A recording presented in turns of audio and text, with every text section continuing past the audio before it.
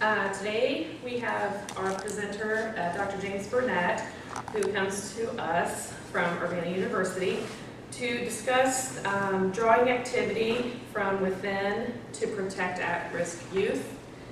And he has worked, his dissertation topic was social factors associated with disadvantaged first-year college students' retention and academic success. He is also a certified sociological practitioner with the Association of Applied and Clinical Sociologists. His main interest is socio-cultural ecology, helping to maintain the balance between human adaptation to the physical environment, with the goal being an interface between the two that leads to synchronicity, sustainability, and productivity. So here is Dr. Burnett. So today's topic is assisting us with youth to develop creativity within. And I'm choosing this topic because, I am genuinely concerned that creativity is being stripped from a lot of systems, educational systems, social systems, etc. And it is important for people who work with youth to find something that they're good at and they enjoy doing, but it seems like it's really being valued less. Now, the definition of creativity that I'm using is from Linda Naiman, who is a business consultant, and she defines creativity as the act of turning new and imaginative ideas into reality. It involves thinking, innovation, implementing, and then producing an idea. If you have ideas but don't act on them, Linda is saying you are imaginative, but you're not creative. Let me say this: if you want a copy of this PowerPoint, all you have to do is email me and I can email you a PowerPoint. So I'm talking about this creative process involving these three concepts. This idea of see is imagining something that's in your mind's eye. It's like almost if you can see it, but it's not really visual, but you can see it in your mind. And then this thinking is creativity using imagination to solve problems. I am of the opinion that as a man thinketh, so he is. So in other words, the precursor to our actual actions is thinking, and then producing. You know, a lot of people talk a good game, but they don't produce nothing. So this involves innovation and applying creative ideas and actually implementing solutions. Next. So I've worked with at-risk youth, and I noticed two things. Creativity on the one hand, but then fear on the other hand. In our previous workshop, we described fear as an acronym, meaning false evidence appearing real. So these youth couldn't see past their comfort zone, and this actually killed their dreams. In North Carolina and Minnesota and Idaho, and the programs that I work with, we use college students to help the youth to expand their visions by asking them whether they wanted to stay where they were or whether they wanted to improve their lot in life by getting in the fight for their lives. It's a fight. In creativity, you gotta want it. You gotta fight for it. You gotta put your energy behind it. And the youth realized that they were going to get knocked down either way. If they stayed on the sidelines, they get knocked down. If they got in the field or got in the game where the action was, then they were able to use their creativity to bring about growth. Next. So in these programs, we created what we call a creative environment where the youth felt safe in taking risks. There was a sense of community and teamwork. Mistakes were viewed as a normal part of learning. Mistakes are normal. you know, not you pointing fingers. Everybody makes mistakes. And it's part of the learning process, and it's viewed as an opportunity to improve. Creative work was visible and communicated the importance of process and production, and youth were able to increase and develop their creative capacity for creative development. So that happened in North Carolina, Minnesota, and Idaho, and we're trying to bring it to Ohio. Next. So, once these youth move beyond the struggle of fear, and fear is a struggle. Hey, I have fears and I struggle. So, once they were able to move past that, they were able to move toward a flow of action and get off those bleachers. They realized that growth and development came from hard times, struggles, and pain and rejection. My grandmother used to say, boy, whatever don't kill you, make you stronger. Now take some of this Vic Sass, or take some of this Tussin X, or take some of this cod liver oil. You know? If you're going to grow, you have to struggle. You're going to experience pain. So, we use the story of a postman with them. We used to tell them that, you know, the postman would come to this house, and I mean, before he got down the road, the dog would see it and start barking, bark, bark, bark, bark, bark, bark, bark, bark, and he was fearing, and then one day he said, I'm going to face these fears. So he came up to the dog, and the dog smiled and had no teeth. So, you know, we teach the youth that they have to face those dogs. So next. So we talked about in the last video, sacred space, the hero's journey. This video is also part of the model of sacred space, but it's the creative process. And there are several steps. First, the preparation, where we gather information to do what you have to do in the initial vision of your creative possibilities. Next, you're going to experience frustration, experience unanticipated challenges. You might temporarily lose sight of your goals, but that's a catalyst, and it's going to force you to find alternative approaches to your life, but it's going to help you discover talents and strength that you never really even knew that you had. The next stage is incubation. You experience creative insight, which was percolating in the back of your mind. Strategizing, develop strategies for dealing with challenges of life, not sitting passively waiting for inspiration, but invite a breakthrough into your life. Illumination, every so often, you'll have one of those aha moments. And they will help you to meet your challenges, and then you test out your ideas by making them real and note how others react to them. And in the end, you'll realize your newfound wisdom. So as before, this was the hero's journey. Now we're talking about the creative process. So all these things are happening within one. You might make progress. You might relapse. You might have these creative ideas or whatever, and run into a brick wall, writer's block. You have to push through it. So that's all happening at the same time. Next. So this process is specific to each person. Everybody's different. Everybody has their quirks, their synchronicities, so idiosyncrasies. So each person, as they go through it, they must have faith in their creativity, as it helps them to root out the voice of the inner critic. Once this is accomplished, they're able to be more observant and ask questions. So what I wanted to do was show this quick YouTube clip, but we're going to forego it. But what it's about is they're using hip-hop to teach science.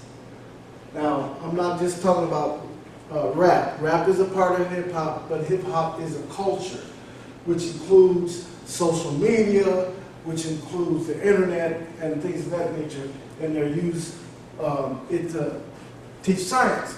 So what this is saying is creativity takes courage. But these guys had ideas, they had courage, and look where we are today. Next.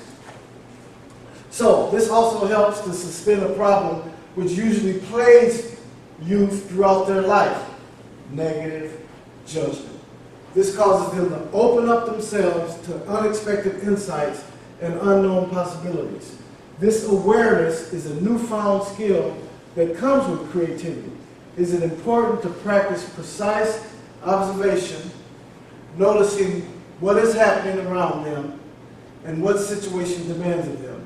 This will allow them to notice clues on how to proceed and to get at what is really going on around them. This is like the youth. This is what's going on around them, and this is creativity. Now, an example of that is an American teacher teaching in Minnesota with primarily Somali students. And she decided to try on a headgear. And look at that smile. It tells you when you step out your comfort zone, then creativity is there. Next. So, the next series of slides are actual art projects that the Youth Development Center students worked on, and then underneath it, a series of quotes by people who was involved in the program. So this is a quote from a probation officer. In one particular case, a client was successful in obtaining goals as a work with Idaho State University mentees and Burnett County Juvenile Justice to evaluate weekly progress.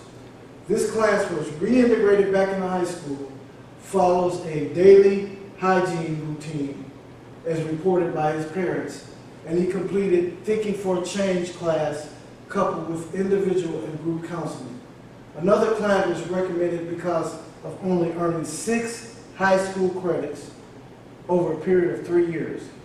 As a result of time spent in the Youth Development Center, all goals were met, and the client is currently a student at Idaho State University. Now, this may not mean much to people who are viewing this video, but this client, small victories such as a daily hygiene routine, attending classes that help him think for a change, and attending individual and group counseling. That was his victory. Now, another client, over the course of 3 years, only had 6 high school credits, and spending time in our program, he's currently a student at a university. Next. This is the art project. These comments are from Idaho State University students who actually mentored the youth. So the student mentor 1 said, I noticed the lackluster surroundings that these kids are enveloped on a daily basis. If we can get the kids to enjoy their environment, they will be more apt to enjoy what they're being taught. So we brought them to the Idaho State University craft shop, art shop, and they created these projects which became the decorations for their school. So when you look up and you see that not only is it more brighter and art in here, but you created that, that kind of motivates you to do your work. Student mentor 2, the girl director stressed that they have had all relations taken at some time, and this is exceptionally hard on the kids.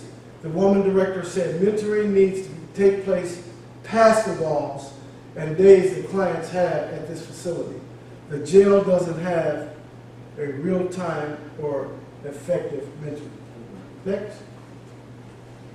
So this is a third mentor, and this is the student created. I mean, on here it don't look that big, but this is huge. It's huge, and it's on the wall right at the facility, and it's created by a student. I have learned more about myself. This is a legitimate college-going, normal, on the normal curve student volunteer who volunteered to mentor. I have learned more about myself this past year than I have in my entire career as a student at Idaho State University. That's huge. So in other words, I've been a student for some number of years, but I haven't learned in the classroom and the textbook what I'm learning working through this program and working with the youth. I learned that just being there with the mentees makes a difference. Whether we are sitting with them, helping them write a paper, or helping them sew sock monkeys, which is creative. That's one of the projects they did. Every ounce of our effort has been rewarded. I have learned patience and humbleness. I think that working with a diverse group of people, it has helped us all grow in a positive way. So not only are the youth affected, the people who are mentoring them are affected. Next. And this is a tie-dye project. I mean, they actually walk away with a product that they can either give to their relatives or family, or that they can wear themselves. And they were really proud of this. So this youth mentee said, I was ordered into this program because I was in the 11th grade and only had 3 credits. When I first got here, I didn't want to be here, and I thought I would never get it done. This program has helped me to be more assertive and self-driven toward my goals. Setting goals every week motivates me to complete each step, and by doing so, ultimately moving closer to the main goal itself. I would set the goals high enough so they were a challenge, but not so high that they were impossible. When I knew what I needed to do for that week, it made me work harder to achieve the goal because I knew exactly what I needed to do. Now that I have my GED, I like to eventually get a degree in something, but right now I want to be able to support myself and my son. All in all, this place has really helped me turn my life around. Thank you to all the YDC staff and the interns. This is real.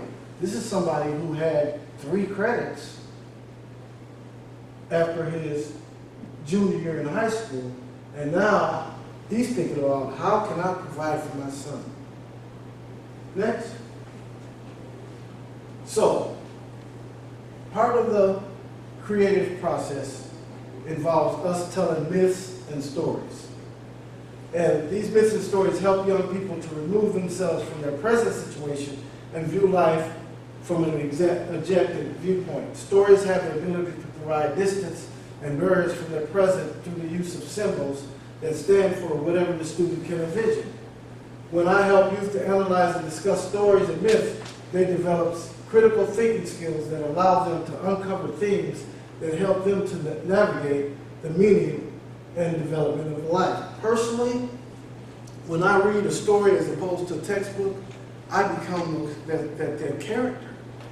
I lose myself in that character, and then I can easily take on characteristics of the character if I get a phone call or somebody interrupts me, and then I go away from the story. I forget that I'm in Urbana or wherever I'm at, because I might be doing back then in mentally in the Knights Round Table. So what happens is the youth put themselves in that story, and it's like, what if? Oh, well, that's similar to my real life. Next. So the key is to provide them with ample time to reflect on the story. The idea of using myths and stories to reach out to young people is based on the premise that myth will provide a roadmap to assist youth in navigating their way through life. This is because myth has a thread that can help guide them out of despair by connecting them with a purpose larger than themselves, with visible helpers that are connected with an invisible force and with gifts that are inherent within them. They have gifts, they just don't know.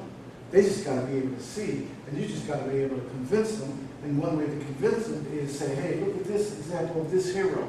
This is what he did. This is the path he went on. This is the journey that he went on, but make your journey personal. Next. Myth and story can be used to assist youth on their journey, but helpers must decode the language of myth. Symbolically, interpretation of the wisdom in the story that can guide them along their journey.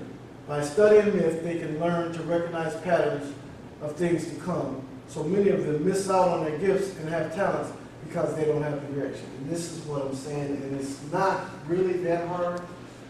But if you're a helper and you read the story in the past, and you can look and say, oh, wait, that's going to be difficult. I need to help decode that and explain that so that they can get the moral of the story, then so be it. There's nothing wrong with it. Because if you give them hints and you help them on the road, they'll walk the road. They'll find their own personal meaning by putting it into the context of what they're going through. All they need is help. Next. Myth provides clues, illumination, and enlightenment that uncovers the student's potential, meaning, and significance. Myths help the clients to manage life by exposing them to templates that they can use when confronted by trauma.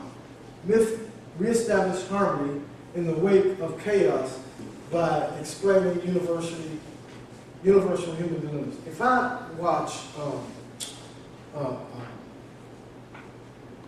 a story where the hero has to slay a dragon, or Indiana Jones or whatever, and they make it through, why can't I make it through sitting in the classroom with a teacher that I don't like? They really realize that it's almost symbolically a representation of the story, and then they want to get in their story and become the hero of their story by maybe taking alternatives or thinking outside the box to deal with not slaying the dragon, but quote-unquote getting along with the teacher. Because the teacher got the gold, the teacher got the reward. What was Indiana Jones wanted a shallot or some, he was going for gold or something. Well, if the teacher has that gold, then I got to get through the teacher. So, next. Okay, so one particular story that we use very, very often that's very effective is Plato's allegory of the cave. So, the deal with this being a very effective Plato allegory is that many of the lives of these young people include not straying too far away from their neighborhoods. So this is relevant because prisoners are chained together in a cave and they can't go, they can't move. And then there's a fire behind them that's burning. Next. They can't move their heads, so all they can see is images on the wall in front of them. The images on the wall are caused by puppeteers who are behind them. The prisoners take the shadow images to be the real thing because not being able to move, that's all they know.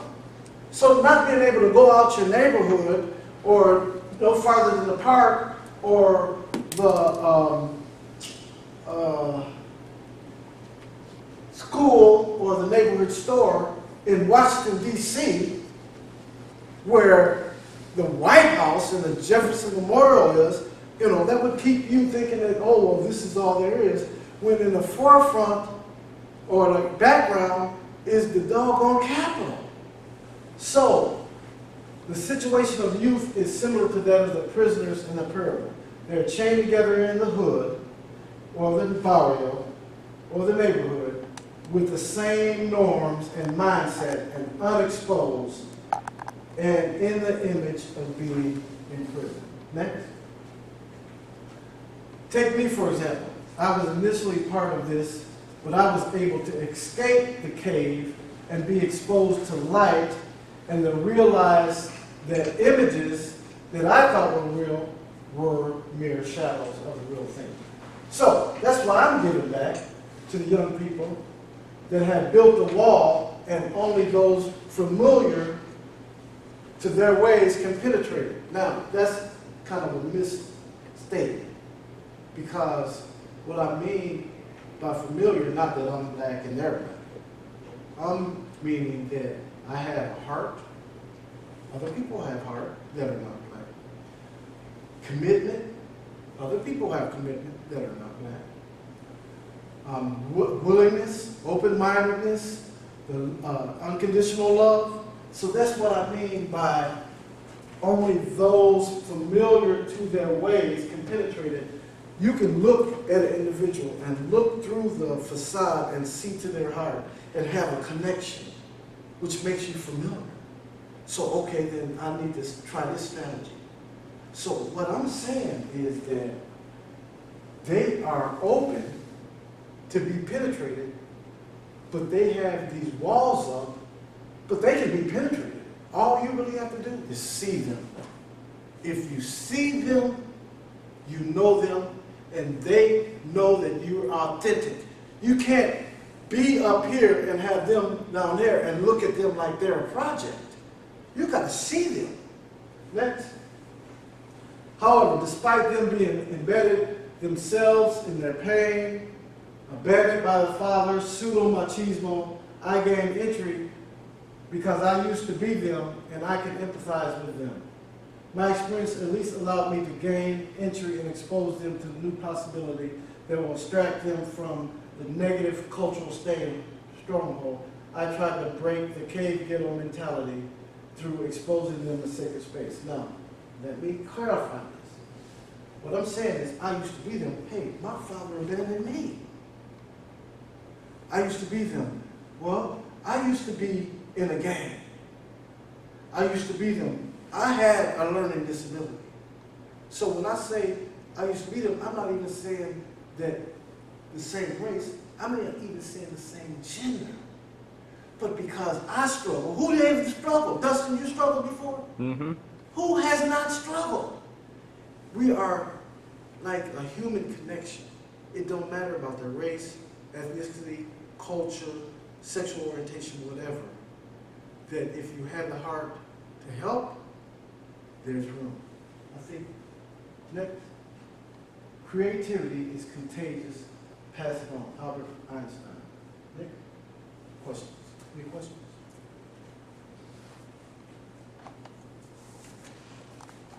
Next Monday, we'll be here and we'll be covering the identity portion of the sacred space model. So with that, sign off.